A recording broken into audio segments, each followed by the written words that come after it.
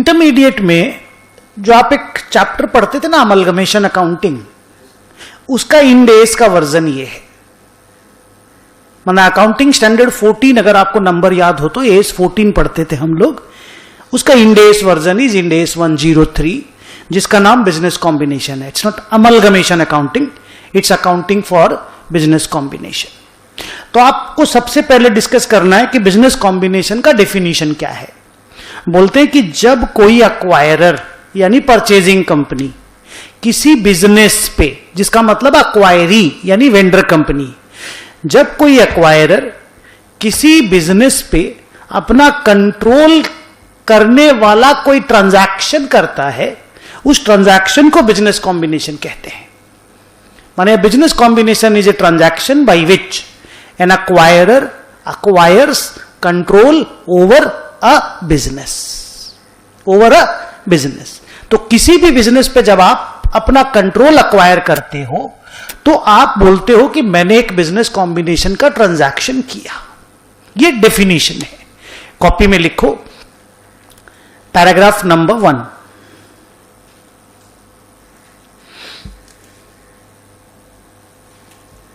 बहुत interesting chapter है।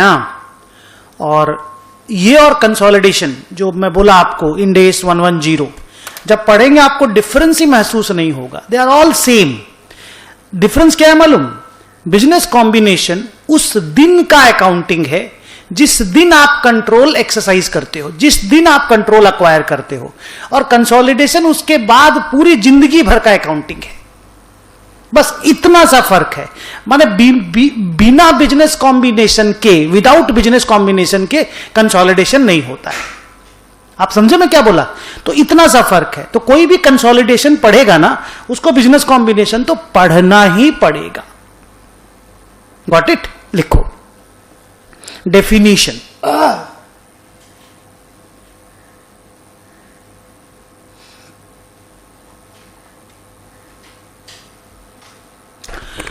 A business combination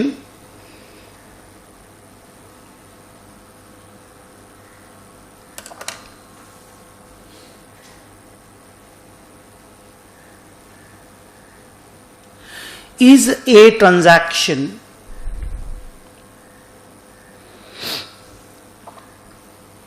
in which the acquirer को अंडरलाइन कर देना,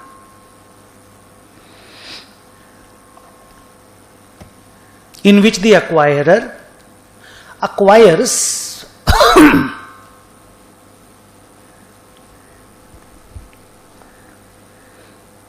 control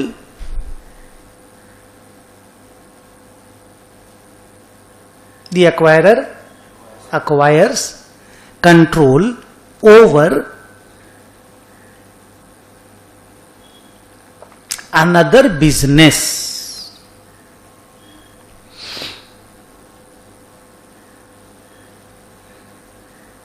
फुल स्टॉप। बिजनेस का डेफिनेशन क्या है थोड़ी देर के बाद हम बताएंगे। जब तक हम कुछ नहीं बताते तब तक आप बिजनेस का मतलब समझ के रखो अक्वायरी, वेंडर। अक्वायरर हो गया परचेजिंग कंपनी। तो इंटरमीडिएट जब हम लोग पूरा पढ़ते थे तो purchasing company, vendor company, purchasing company, vendor company बोलते थे। फाइनल में हम लोग पूरा बोलेंगे acquirer acquiree, acquirer acquiree. Okay, so business का डेफिनेशन थोड़ी देर के बाद आने वाला है। अभी आप ये समझो कि when we do a business combination we are acquiring the vendor company, we are acquiring the acquiree. Now what is the meaning of the word acquiring? Acquiring means we are acquiring the control. Now the question is what is control? तो control का definition एक पूरा सिलसिलेवार, मतलब एक detail तरीके से आपको अभी बताया जाएगा। अगर कंट्रोल नहीं है आप बिजनेस कॉम्बिनेशन का अकाउंटिंग नहीं कर सकते। अगर सामने में बिजनेस नहीं है तो भी आप बिजनेस कॉम्बिनेशन का अकाउंटिंग नहीं कर सकते। मतलब to do the accounting for business combination there has to be control and there has to be a business. Clear? तो धीरे धीरे टाइम, माने जिसको बोलते हैं ना टाइम लगेगा पूरा चीज को ना ग्रास्प में लाने के लिए, और छोटा चैप्टर नहीं है। जितना बड़ा चैप्टर फिनेंशियल इंस्ट्रूमेंट था ना उस सब बड़ा है, अगर पूरा बिजनेस कॉम्बिनेशन को कंसोलिडेशन से मिला दें तो 15 क्लास से ज्यादा ही लग जाएगी हम लोगों को। You got it? तो मेहनत लगेगा इसमें भी, लेकिन ये मतलब ऐसा चीज है जिसको आप जानते हो टाइप्स, मतलब फिनेंशियल इंस्ट्रूमेंट में एवरीथिंग वाज न्यू, इसमें लॉट्स ऑफ थिंग्स आप पहचानते हो पहले से। Okay, so that way it will be little more comfortable. चलो लिखो, इन द अबव डेफिनेशन, नहीं सेम पॉइंट,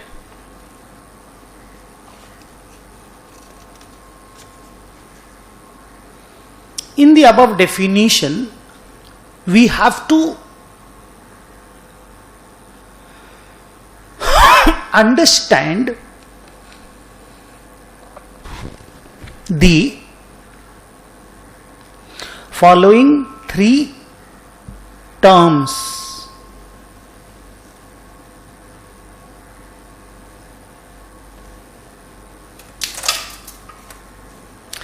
लिखो, A acquirer,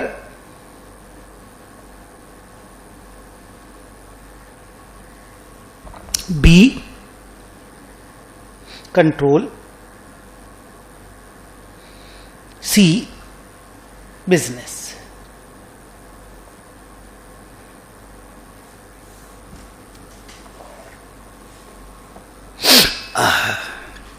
रेडी?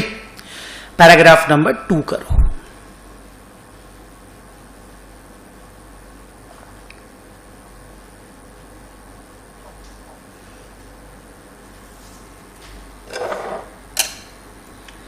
कौन है एक्वायरर इस पूरे ऊपर वाले डेफिनेशन में? जो कंट्रोल लेता है। जो जो बातें आप बोल सकते हो, जैसे छोटे क्लास में 7-8 में जब हम लोग पढ़ते थे तो सेंटेंस बना बना के नहीं लिखते थे, 5 सेंटेंस लिखो एक्वायरर के बारे में।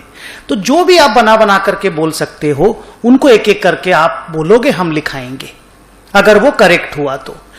ए नंबर पॉइंट में लिखो, the acquirer is an entity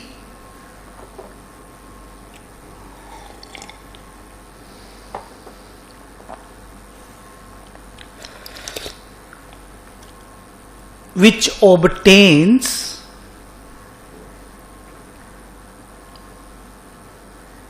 the control over the business.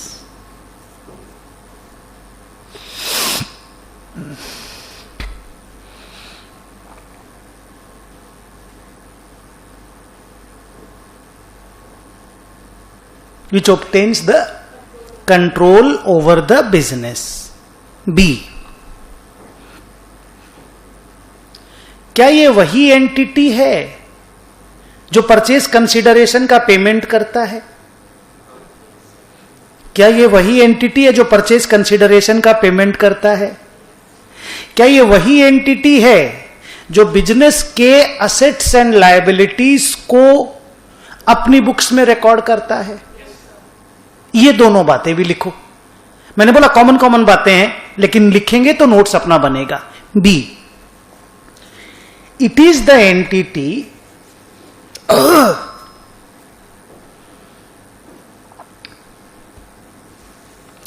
which pays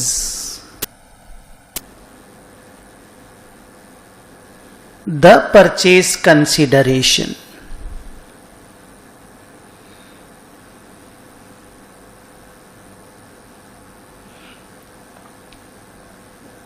क्या लिखा बेटा? विच pays the purchase consideration. C, it records the assets and liabilities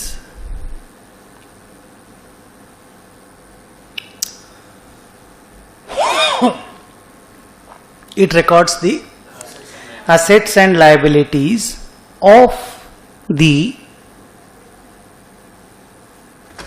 acquiree's business.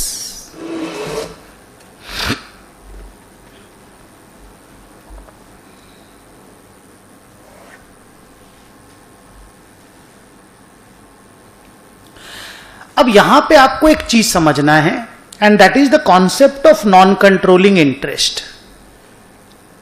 मान लीजिए एक कंपनी है बी लिमिटेड, कंट्रोल का डेफिनेशन थोड़ी देर के बाद हम बता रहे हैं।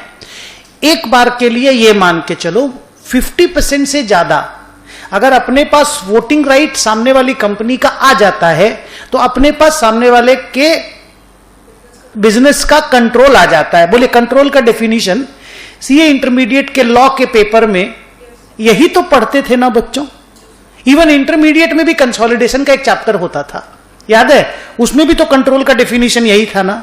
बोलिए, तो मान लीजिए एक कंपनी है बी लिमिटेड और हम लोग इस कंपनी का 90% स्टेक खरीद लिए। Did we acquire the control over the business of B? B का सारा इक्विटी का 90% स्टेक हमने खरीद लिया। एक लाइन में बोलिए, डिड वी एक्वायर और could we acquire the control over the business of B?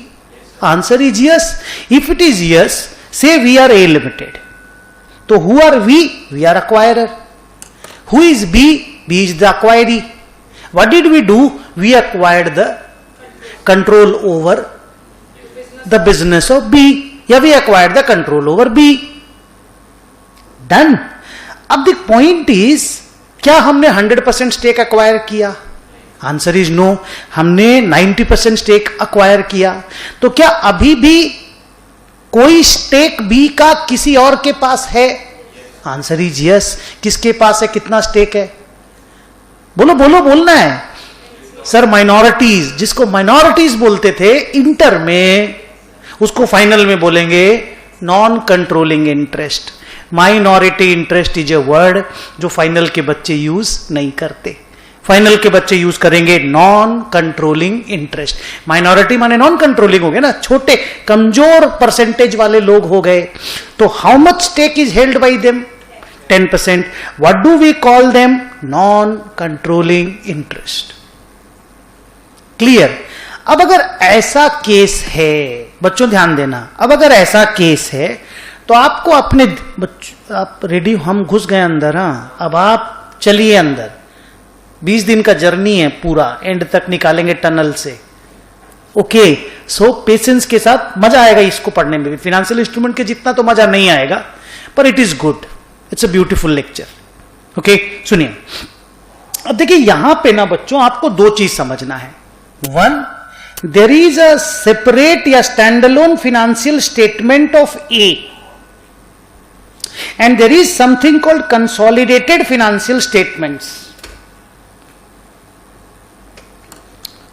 ये जो बिजनेस कॉम्बिनेशन अकाउंटिंग है ना, जो हम आपको आज पढ़ाएंगे, वो कंसोलिडेटेड फाइनेंशियल स्टेटमेंट का ब्रेड एंड बटर है। वो यहां के डिस्कशन के लिए है, यहां के डिस्कशन के लिए नहीं है। Sir, what do you want to say? What I want to say is, so far as the standalone financial statement of A is concerned, A will do investment accounting. ये क्या करेगा? इन्वेस्टमेंट अकाउंटिंग करेगा। A बोलेगा there is an investment in B, वो उसको एक asset के रूप में लिखेगा, which is a financial asset. तो ए लिमिटेड की बुक्स में हिज या its interest in B will be recorded as investment in B, which is nothing but a financial asset. So far as this financial asset का measurement is concerned, पिछले classes में मैंने कम से कम 10 बार बोला है कि पेरेंट के पास ये ऑप्शन है कि वो सब्सिडरी के अंदर जो इन्वेस्टमेंट होता है उसको either of the two method से लिख सकता है। याद है क्या क्या? एट कॉस्ट, बोलने में डर लग रहा है बच्चों को, प्रैक्टिस कम है। एट कॉस्ट, नहीं तो एज पर 109। अगर ए लिमिटेड चाहे तो बी के अंदर जो इन्वेस्टमेंट है, अभी बी के 90% स्टेक खरीदोगे तो पैसा तो देना पड़ेगा ना। मान लो 90% स्टेक के लिए आपने 400 करोड़ रुपया दिया, तो ये जो 400 करोड़ रुपया दिया ये आपके बैलेंस शीट का असेट बनेगा। बच्चों जल्दी, ये आपके बैलेंस शीट का असेट बनेगा ना? हाँ बोलो। तो ये जो बैलेंस शीट का असेट बनेगा, आपके पास ए लिमिटेड की बैलेंस शीट में ए लिमिटेड की बैलेंस शीट में इन्वेस्टमेंट इन बी लिखने का। और इसको कैसे मेजर करेंगे आगे? आप चाहें तो कॉस्ट पे और आप चाहें तो 109 पे। अब 109 के लिए ये तो इक्विटी इन्वेस्टमेंट है।